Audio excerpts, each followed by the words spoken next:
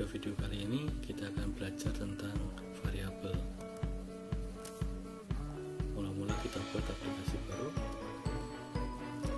kemudian tuliskan program seperti ini. Setelah itu saya punya satu variabel namanya integer, nama variabelnya x. Kemudian saya isikan x sama dengan 10. Kalau sudah, saya cetak x. Kalau saya jalankan,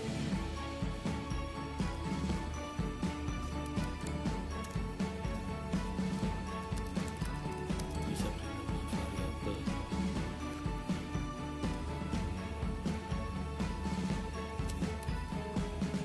Setelah dijalankan, maka akan keluar angka 10. Jadi saya punya variabel namanya x, tipenya integer, nilainya saya isi 10. Kemudian nilai x itu saya cetak keluar angka 10. Kalau misalnya di sini x nya saya ganti dengan angka 7, saya jalankan, ya, maka keluar angka 7. Jadi cout x, maka x nya akan dikeluarkan, akan dicetak. Untuk cout ada dua macam. Cout yang pertama, nilainya adalah misalnya seperti ini, kita kasih titik.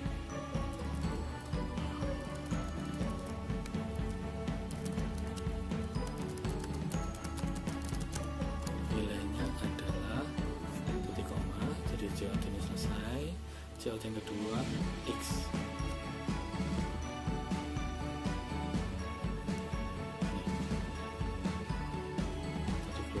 Nilainya adalah nanti mengeluarkan cout yang pertama.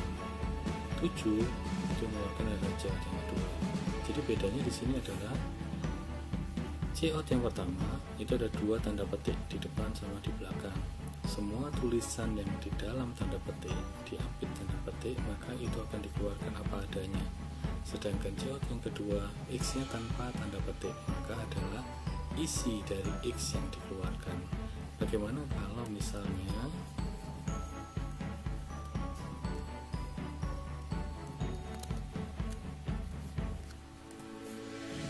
x nya saya beri tanda petik, jadi x saya jalankan, maka akan keluar nilainya adalah x. Jadi x itu bukan isinya yang dikeluarkan, tapi apapun tulisan yang ada di antara tanda petik itu yang dikeluarkan. Jadi kalau kita ingin mengeluarkan isinya x, maka kita harus buat seperti ini, tanpa tanda petik. Jadi kalau tanda petik apa adanya dikeluarkan, kalau x saja maka isi dari variabel x itu yang kita keluarkan. Jadi variabel x. Cara mengisi x ada dua macam. Yang pertama adalah seperti ini. Yang kedua, kita bisa langsung tuliskan x sama dengan 7. Ya, jadi mula-mula kita beri nilainya x 7, tipenya datanya adalah integer. Jadi nilainya adalah x. Nanti sama hasilnya. Nilainya adalah 7. Jadi ada dua cara untuk menyatakan nilainya x. Yang pertama adalah kita tentukan integer x sama dengan 7, atau x tipenya integer, kemudian x kita isi nilainya adalah 7. Jadi ada dua cara yang bisa kita gunakan untuk mengisi suatu variabel.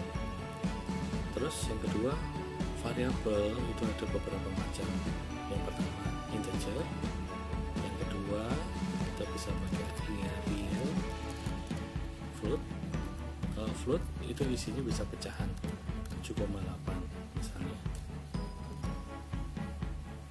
maka hasilnya adalah 7,8. Bagaimana kalau misalnya tipenya saya kembalikan ke integer tapi isinya 7,8? Ya, tetap tercetak tapi nilainya hanya 7,8 nya nggak ada, karena integer kita harus isi bilangan bulat, sedangkan float kita bisa isi bilangan pecahan. Ya, kalau float kita bisa isi bilangan pecahan. sesuai 7,8. Sekarang bagaimana kalau misalnya X kita ganti dengan huruf besar? Jadi X yang di sini huruf kecil, X ini huruf besar. Kita coba jalankan. Nih, akan keluar pesan error X not declared in the scope. Jadi X besar itu tidak dikenali karena yang kita kasih tahu adalah X nya huruf kecil.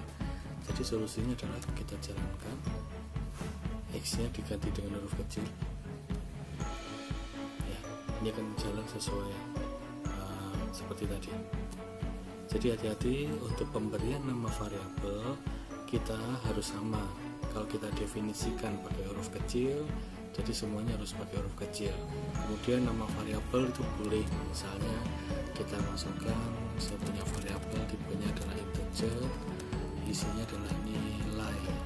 Maka nanti di sini kita harus masukkan nilai sama, karena integer bilangannya bulat, nilainya adalah nilai. Coba perhatikan di sini. Nilai n-nya besar, lebihnya huruf kecil. Ini harus sama semua. Jadi kita nggak boleh menuliskan seperti ini. Kalau kita tuliskan seperti ini, nanti akan terjadi error. Jadi kita harus menuliskan persis. N-nya huruf besar, belakangnya kecil. N-nya huruf besar, belakangnya kecil. Kalau kita jalankan nanti, hasilnya adalah seperti ini. Nilainya adalah 7. Ya. Jadi untuk nama variabel kita tidak boleh menggunakan tanda spasi, misalnya nilai matematika itu tidak boleh. Kalau mau Anda bisa pakai underscore nilai matematika, lalu nanti bisa dijalankan di sini nilai matematika. Jadi sama persis. Kalau kita jalankan ini, jadi tetap nilainya adalah 7. Jadi untuk nama variabel kita tidak boleh menggunakan spasi. Yang kedua, kita tidak boleh menggunakan perintah-perintah.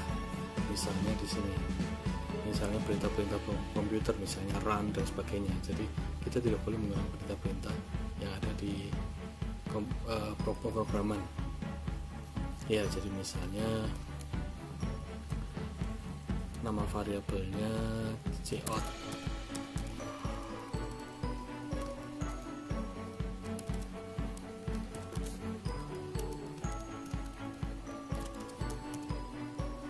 Jalankan, dia masih nggak mau, ya pasti error karena variabel ini nggak boleh dipakai.